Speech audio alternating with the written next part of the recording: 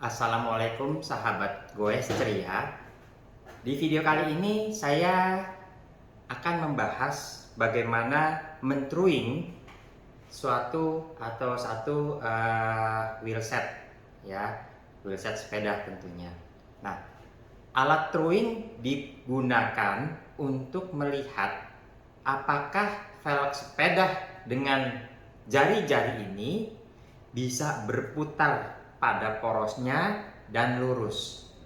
Karena seringkali kita menjumpai sepeda yang roda yang tidak berputar pada porosnya sehingga terlihat goyang. Kalau kita lihat dari belakang atau dari depan, maka sepeda tersebut ban sepeda tersebut terlihat goyang.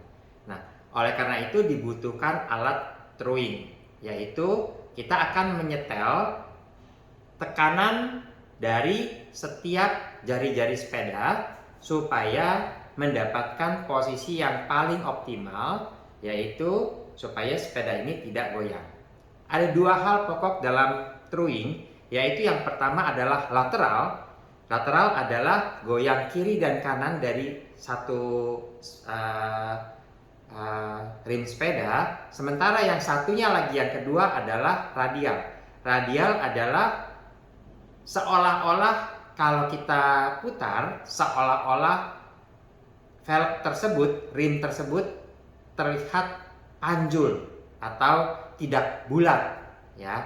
Nah, maka dua hal ini dibutuhkan alat truing untuk melihat seberapa wheelset ini dapat berputar sesuai dengan yang kita harapkan pada porosnya. Untuk melakukan truing, yang pertama tentu saja adalah alat untuk mengencangkan atau mengendurkan jari-jari. Bisa berbentuk seperti ini, juga bisa yang umum. Jadi ada beberapa ukuran, ya. Kalau ini satu ukuran. Nah, yang kedua yang tidak kalah pentingnya adalah alat spoke tension, ya. Ini adalah untuk mengukur ketegangan dari tiap jari-jari. Oke. Nah, sekarang kalau misalnya velg ini sebelah kiri, yang sisi ini sebelah kiri, ini sebelah kanan. Apabila rims ini goyang ke sisi kiri, maka yang perlu dilakukan adalah kita lihat dulu nih, jari-jari kan terbagi menjadi dua. Sisi yang kiri itu terhubung dengan hub sebelah kiri, dan jari-jari yang sisi sebelah kanan terhubung dengan hub sebelah kanan. Nah, kalau misalnya rims ini masuk ke sisi kiri, maka yang dibutuhkan adalah mengendurkan jari-jari yang sisi kiri, di mana gauge meter ini menyentuh rim tersebut sehingga dia menyentuh ke sisi kiri, yaitu kita harus kendurkan jari-jari yang berdekatan dengan pada saat tersentuh tersebut.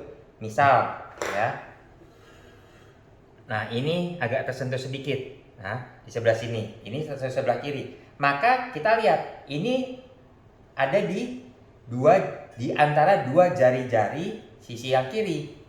Oleh karena itu, saya agak geser sedikit. Oleh karena itu, kita perlu kendorkan dua jari-jari yang sisi kiri ini.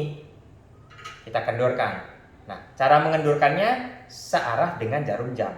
Jadi kita kendorkan di dua ini, kita kendorkan sehingga dia tidak lagi menyentuh gauge meter ini.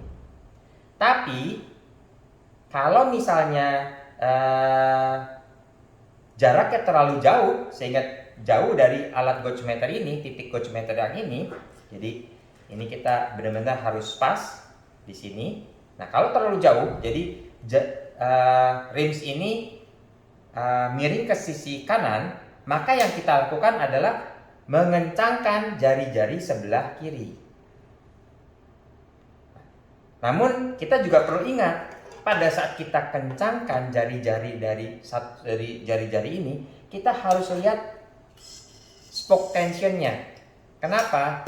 Karena dari setiap rim sepeda itu ada maksimum spoke tension. Contohnya di rims ini maksimumnya adalah 1200 Nm. Artinya ketegangan jari-jari ini jangan lebih dari 1200 Nm. Kalau jari-jari tersebut lebih dari 1200 Nm, maka umur rim ini pertama tidak akan awet. Kedua, akan merusak lubang dari rim. Yang ketiga, juga akan merusak hub ini sendiri. Maka kita usahakan selalu di bawah nilai maksimum dari yang ditentukan oleh pabrikan. Nah, sementara kalau misalnya terlalu jauh agak di sebelah kiri, sementara kita udah terlalu keras, terlalu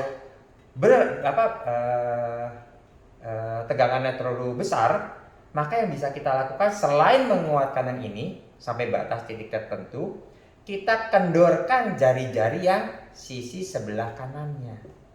Karena kalau kita kendorkan sebelah kanan, maka rims ini akan bergerak ke sisi kiri. Jadi rumusnya nih, kalau jari-jari kiri kita kencangkan, maka rim akan bergerak ke sisi kiri. Demikian juga kalau jari-jari sisi yang kanan kita kencangkan, dia akan tertarik ke sisi kanan. Nah sebaliknya, kalau kita kendorkan yang sebelah kiri, maka dia akan bergerak ke sebelah kanan. Kalau yang kanan kita kendorkan, maka dia akan bergerak ke sebelah kiri. Nah, dengan demikian ini akan pada satu titik tertentu setelah semuanya kita setel gitu ya. Nah, kita bisa lihat bahwa ring ini akan berputar dengan sangat baik. Tidak bisa 100% perfect putarannya tanpa goyangannya. Ya, pasti ada hal-hal di mana ada sedikit. Nah, seberapa kita mau melakukan true-nya itu ya balik ke kita. Karena tidak bisa sampai benar-benar 100%. Contoh, untuk rims ini kalau lateralnya boleh dikatakan hampir baik. Paling besar adalah 0,03 mm. Nah, 0,03 mm itu sangat kecil, udah nggak kelihatan. Di alat ini bisa terlihat, tapi di mata udah tidak terlihat. Nah, itu untuk mengatur lateral. Jadi kita bisa lihat, misalnya nih, ya, pada saat ini agak geser ke rim ini agak di sisi kanan gitu ya, kita mau ini. Nah, caranya adalah kita lihat nih, ada dua jari-jari misal yang ini, ya, supaya kita tekan, maka dia dengan sendiri akan ketarik ke sisi kiri. Kalau yang kanan ya kita tekan yang kanan, maka dia akan ketarik ke sisi kanan. Jadi gampang sekali. Nah, yang kedua adalah kalau tadi kita bicarakan tentang lateral, yang kedua adalah radial. Radial itu adalah mengukur seberapa rims ini berputar dengan baik, seolah-olah dia tidak lonjong, tidak pehang, gitu ya. Nah, ini kita bisa lihat di sini, ternyata dari rims ini radialnya tidak bisa sampai 100% seperti tadi lateralnya. Ternyata setelah saya pelajari memang velg ini kan ada sambungannya. Nah, pas di sambungannya, sambungan velg itu seringkali memang tidak bisa sempurna sekalipun ini sudah buatan pabrik nih. Lihat ya, tetap di sisi ini sehingga pada saat dia nyentuh di sini jarum yang ini bergerak. Tapi kita bisa lihat berapa besar sih ya kelonjongannya atau ketidakrataannya. Nah, setelah saya perhatikan ini maksimum di 0,3 mili. Nah, sebagai gambaran 1 mm itu kalau kita punya kertas HVS ya. Nah, itu kurang lebih antara 5 sampai 10 lembar kertas HVS. Sangat kecil, apalagi 0,3 mili. Maka tentu saja saya tidak bisa menyempurnakan ini sampai 100% ya. Nah, apabila tadi ada satu sisi yang terlalu ini misalnya sampai lebih dari 1 mili, bagaimana caranya? Nah, caranya adalah kita mengencangkan jari-jari kiri dan kanan. Kalau tadi kita yang lateral sisi, salah satu sisi aja, kiri-kiri atau kanan-kanan aja. Nah, kalau untuk radial kita misalnya terlalu menyentuh alat gauge meter ini sehingga lebih dari 1 mm, maka yang kita lakukan adalah jari-jari yang kiri kanan pada saat alat ini tersentuh. Jadi kita kencangkan dua-duanya. Nah, sebelum kita kencangkan, biasanya supaya gampang kita lihat, kita squeeze, kita tekan jari-jari ini. Nah, pada saat kita tekan, maka pelek ini kan akan tertarik. Nah, tentu alat ini akan kembali ke titik 0. Nah, kebetulan alat ini juga memiliki sarana untuk mengukur disc brake ini masih rata atau tidak, kondisinya baik atau tidak. Nah, jadi kita bisa lihat kalau dia kondisinya baik, tentu dia akan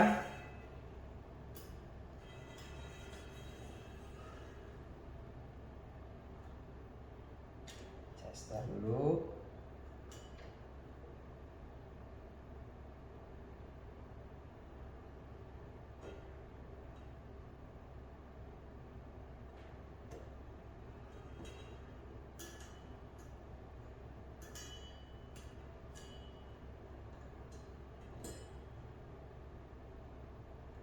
Nah, sekalipun ini sangat mepet bersentuhan, tapi kalau dia rata, maka dia tidak akan bergerak kemana-mana. Ini sudah sangat mepet sekali, ya. Tapi dia tetap diam. Artinya, disk ini masih sangat baik. Baik, demikian mungkin tutorial kali ini. Mudah-mudahan bermanfaat untuk sahabat-sahabat Goesteria.